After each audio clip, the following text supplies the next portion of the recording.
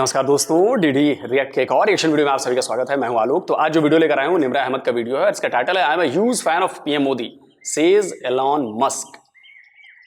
तो जाहिर सी बात है भाई कि ये बहुत बड़ी बात है। और खैर, टेस्ला को भारत में इन्वेस्टमेंट भी करनी है, भारत में अपने प्लांट लगाने हैं, इसलिए भी एलन मस्क ने ये बातें कही हैं। लेकिन भाई पूरी दुनिया में तो यही मैसेज गया ना भाई कि इतने बड़े फैन हैं पीएम मोदी के, और भी बहुत सारी चीजें। चलिए देखते हैं वीडियो में क्या है। व्यूअर्स, बहुत ही इंपॉर्टेंट टॉपिक पर आज हम पाकिस्तानी अवाम की राय लेने वाले हैं। अगर बात की जाए कि टॉपिक क्या है, तो टॉपिक ये है कि एलन मस्क टेस्ला के जो मालिक है, उन्होंने बहुत ही अहम स्टेटमेंट दी है, बहुत बड़ी स्टेटमेंट दी है। और उन्होंने ये स्टेटमेंट दिया है कि मैं हिंदुस्तान के प्रधानमंत्री Indian prime minister Narendra Modi से बहुत ज़्यादा इम्प्रेस हूँ, मैं उनका बहुत बड़ा फैन हूँ। ये बजाते खुद एक बहुत बड़ी स्टेटमेंट है, क्योंकि एलन मस्क मतलब से ज़्यादा किसी की बात नहीं करते। तो इसी बारे में पाकिस्तानी अवाम को बताते हैं, जानते हैं उनसे उनकी राय। तब तक के लिए मेरे साथ रहें। जी, मोदी को हम बेशक जो भी बोलें, लेकिन वो काफ़ी ज़्यादा प्रैक्टिकल आदमी, और उसका जो सारा फोकस है इस वक्त वो आईटी के सेक्टर की तरफ है। और एलॉन मस्क जो है, क्योंकि वो नहीं सर, आप लोगों ने एक आईटी सेक्टर को पकड़ रखा है और उसी के बार बार रिपीट मोड में टेप रिकॉर्डर बजाते रहते हैं कि जी आईटी को बहुत फोकस, आईटी को फोकस। आईटी को ही सिर्फ फोकस नहीं है, फोकस हमारा स्पेस साइंस भी है, फोकस हमारा इंफ्रास्ट्रक्चर भी है, फोकस हमारा मैन्युफैक्चरिंग भी है, फोकस हमारी इंडस्ट्रीज भी हैं, फोकस हमारा फ्यूचर इंडस्ट्रीज भी हैं, फोकस हमारा डिफेंस भी है। हर चीज पे फोकस है, एजुकेशन पे भी फोकस है। तो ये मत कहिए आप लोग, एक आपने पकड़ लिया IT IT IT IT IT IT IT. अरे बाहर निकलो भाई, बहुत कुछ कर लिया हम लोगों ने। टेस्ला का ओनर भी है, और वो आर्टिफिशियल इंटेलिजेंस और इंफॉर्मेशन टेक्नोलॉजी में बहुत ज़्यादा इन है। बेसिकली 21st सेंचुरी में आप कह सकती हैं कि सबसे ज़्यादा कंट्रीब्यूशन है एलॉन मस्क की। देखिए जी, जो नरेंद्र मोदी है वो अपने कुछ रिलीजियस सेक्ट्स को लेके इंतहाई वायलेंट किस्म का आदमी है। जो उसने गुजरात में मैसेकर किया वो एक अलग चीज़ है, लेकिन वो कहां किया, कहां यह साबित हुआ, कौन सी कोर्ट ने उसको दोषी करार दिया, किस इंटरनेशनल ऑर्गेनाइजेशन ने कहा कि जी मोदी ने कराया सब कुछ? सबूत दो। ये सब हवा हवाई बातें मत करो, वरना मैं कहूंगा कि तुम एक नंबर के चोर हो, तुम एक नंबर के मर्डर हो, हत्यारे हो, कातिल हो। तुमने कराए कितने सारे मर्डर। मैं तुमको कहता हूं कि तुम्हारी सरकारों ने जो, ये बताओ, जो शिया मस्जिदों में ब्लास्ट होते हैं आए दिन, उनका डेटा मैं स्क्रीन में दिखा देता हूं। आए दिन शिया मस्जिदों में ब्लास्ट होते हैं, सैकड़ों शिया मुसलमान मारे जाते हैं। तो क्या मैं फिर जो सरकार होती है उसको बोल दूं कि ये कातिल है, इंतहा पसंद है? चाहे इमरान खान के टाइम पे हुआ हो, चाहे नवाज शरीफ के टाइम पे हुआ हो, बताओ, बोलो भाई। एक रिपोर्ट कहती है कि पिछले 8 साल में 4000 शिया मुसलमानों का कत्ल किया गया। तो कौन कातिल है तुम्हारे यहां? इमरान खान को मैं कहूं कातिल, इंतहा पसंद कह दूं, या नवाज शरीफ को कहूं? बताओ भाई, किसे कहूं?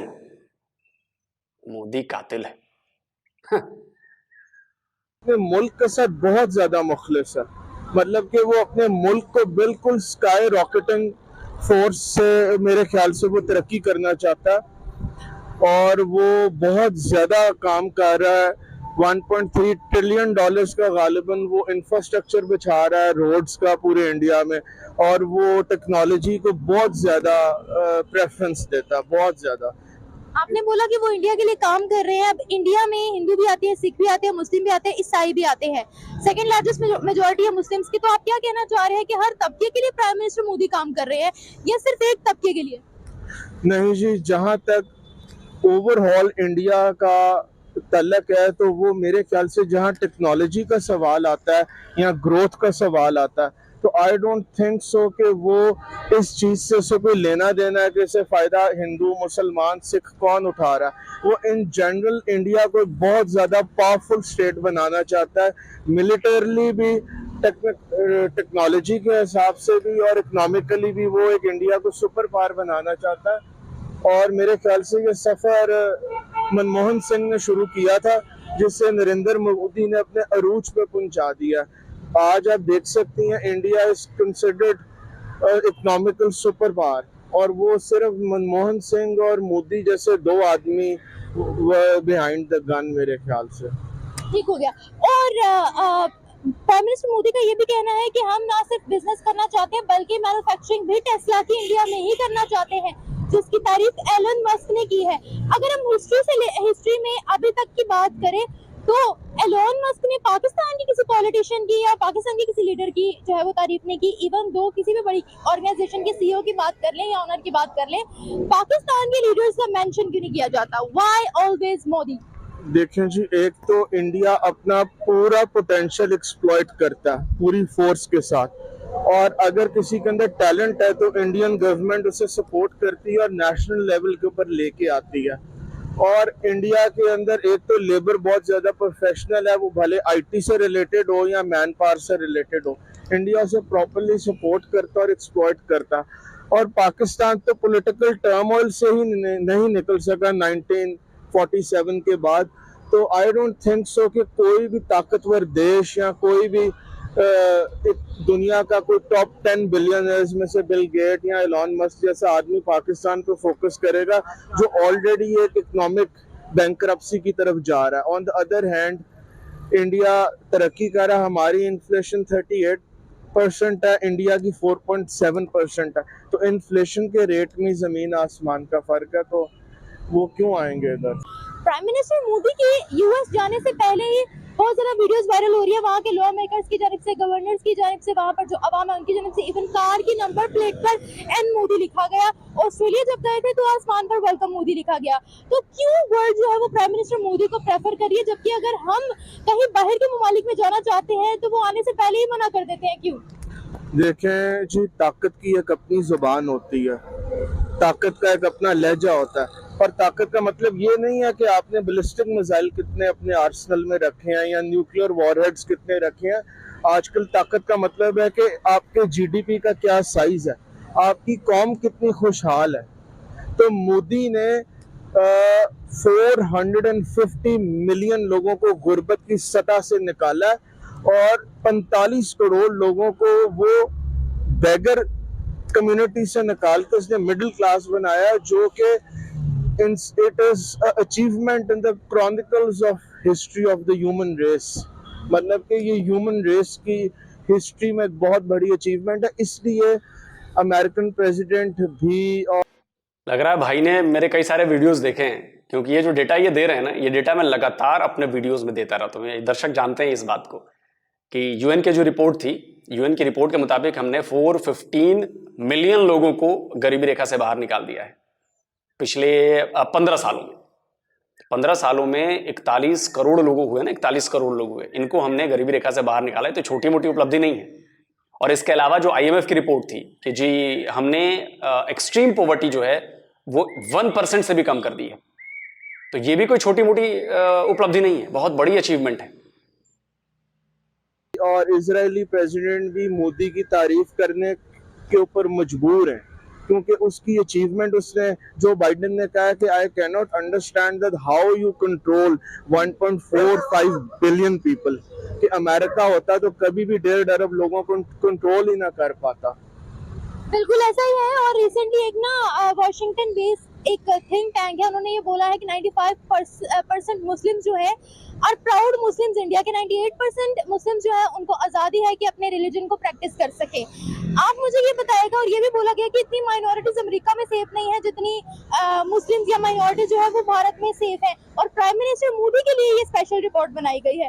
तो आप क्या कहना चाहेंगे कि अगर हम इंटरनेशनल लेवल पर बात करें, इस वक्त हर जगह भारत को प्रेफर किया जा रहा है। आपको पता है यूनाइटेड नेशंस में इंटरनेशनल योगा डे भी सेलिब्रेट करने वाले हैं प्राइम मिनिस्टर मोदी। तो आप देखिए, उनके प्राइम मिनिस्टर बाहर जाकर पॉलिसी मेकिंग करते हैं, मुआहिदे करते हैं, स्ट्रेटेजिक रिलेशनशिप्स मजबूत करते हैं। हमारे प्राइम मिनिस्टर क्या करते हैं, या उनको किस नजर से देखा जाता है? देखिए जी, first of all Narendra Modi type presidents और prime ministers are elected by 1.3 billion people. उन्हें कोई पपेट बना के नहीं लाता। हमारे लीडर्स जो हैं वो कभी भी अपने फुल पोटेंशियल के ऊपर खुद नहीं आए, बल्कि through outer foreign powers like America लाए गए हैं। तो जाहिर है, एक लाया गया आदमी और जो अपने पोटेंशियल पे खुद ऊपर आया, उसके अंदर फर्क तो होगा। और मोदी जो है basically he knows when to say yes, he know when to say no. अगर उसने अमेरिका को या फ्रांस को या जर्मनी को नो कहना है तो वो अपने मुल्क के मफाद के लिए उनको नो कहेगा।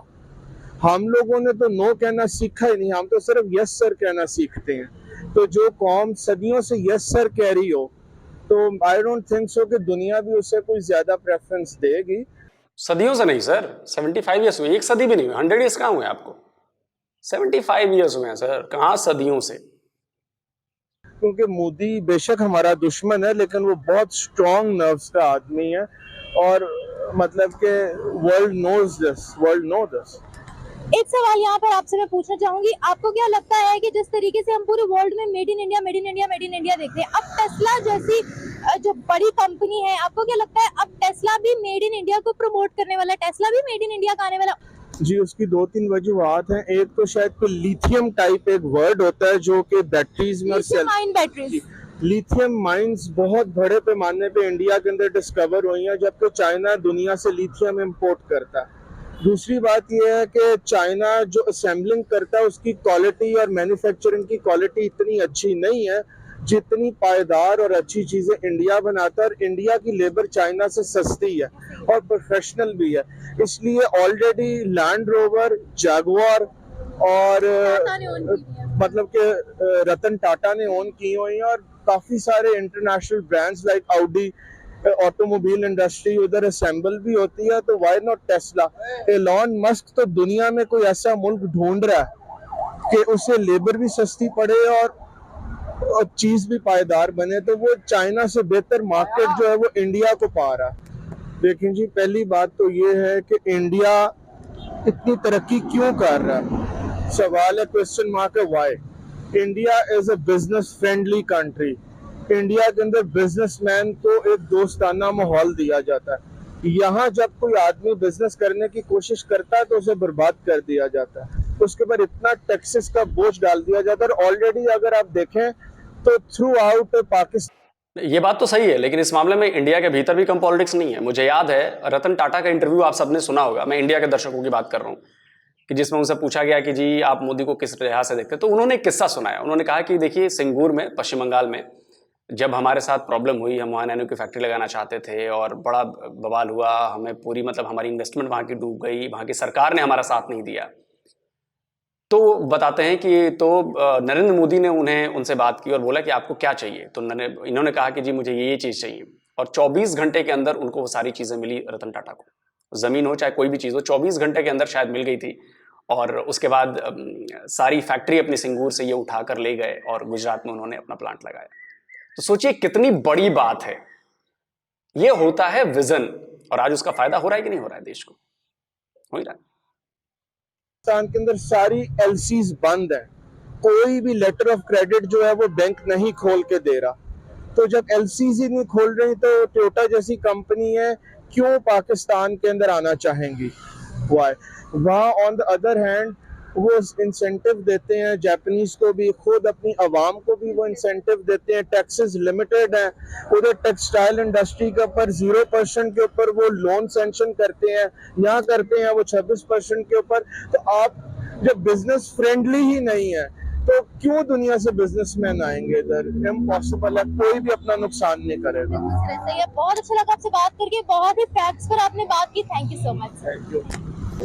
सो व्यूवर्स, ये थी हमारी आज की वीडियो। होप्स आपको वीडियो पसंद आई होगी। अगर वीडियो पसंद आई हो तो कमेंट सेक्शन में लाजमी बताइएगा, लाजमी मेंशन कीजिएगा। इसी के साथ साथ मुझे दीजिए इजाजत, मैं मिलूंगी आपसे एक नई वीडियो, एक नए कंटेंट के साथ। तब तक के लिए खुदा हाफिज। चलिए दोस्तों, वीडियो खत्म हो गया और आपने देख लिया। देखिए एलन मस्क ने अगर कहा है कि I am huge fan of Modi, तो उसके पीछे वजह है कि भाई टेस्ला को इंडिया में आना है। एक तो इंडिया बहुत बड़ी मार्केट है, नो डाउट। इंडिया के लोगों की परचेजिंग पावर बहुत ज़्यादा बढ़ी है, क्योंकि अगर हम पिछले 10 साल या 15 साल में अगर हम पर कैपिटा इनकम देखें तो वो बहुत ज़्यादा बढ़ी है। तो इसका मतलब है कि ग्रोथ हुई है, तो लोग कारें खरीद सकते हैं। दूसरा, मुझे याद है कि टेस्ला पहले भी आए थे और टेस्ला का ये कहना था कि जी हम बनाएंगे चाइना में और बेचेंगे यहाँ पे। तो हमारी सरकार ने मना कर दिया, बोला कि जी ऐसा तो हो ही नहीं सकता कि आप चाइना में बनाओ और बेचो हमारे यहाँ, पॉसिबल है नहीं। तो भैया आप उधर रहो। अब टेस्ला को समझ में आया कि भारी गड़बड़ कर दी, तो अब उन्हें बोलना पड़ा मजबूरी कि भाई I am a huge fan of Modi, क्योंकि उन्हें इंडिया में आना है। और लिथियम आयन बैटरी के रिजर्व, मतलब लिथियम के रिजर्व मिलने के बाद तो ये भी है कि भाई लागत कम पड़ेगी, और जो इलेक्ट्रिक व्हीकल्स होती हैं उनमें लिथियम की बैटरीज का इस्तेमाल किया जाता है और लिथियम बड़ी पैमाने पर हमारे यहाँ जम्मू कश्मीर में मिला है। ये बात समझिए। तो भविष्य उन्होंने देख लिया कि भैया भविष्य तो भारत ही है, भारत से अलग जाकर नहीं कर सकते। पहले तो अकड़ दिखा रहे थे, अब आ गए। तो भाई अब तो करना ही पड़ेगा ना भाई, मजबूरी है करना, और इसीलिए उनको बोलना पड़ा है।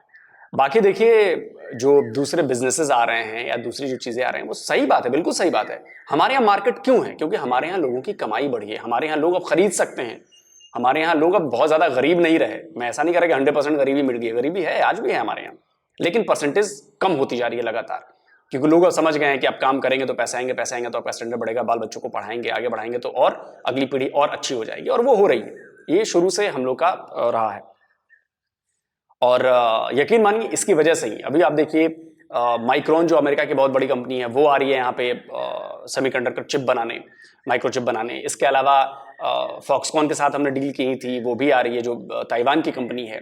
इसके अलावा स्पेस में हमने नासा और इसरो के बीच में एक डील की है, बहुत सारी चीज़ें होने वाली हैं। इसके अलावा और भी ज़्यादा संबंध बढ़ने वाले दूसरे देशों से भी, सिर्फ अमेरिका से ही नहीं है।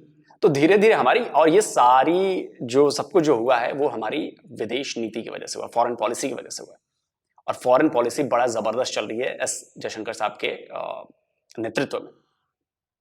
तो कुल जमा देखिए, जो अच्छी बात है वो अच्छी बात होनी चाहिए, और भारत की तारीफ हो रही है, भारत की तारीफ आगे भी होगी, क्योंकि सारे ब्रेन्स जो हैं वो ब्रेन्स अब दिखा रहे हैं कि असल इंडियन ब्रेन की पावर क्या है, और वो पावर आज पूरी दुनिया देख रही है। जल्दी मिलता हूं एक और नए वीडियो के साथ। नमस्कार, जय हिंद।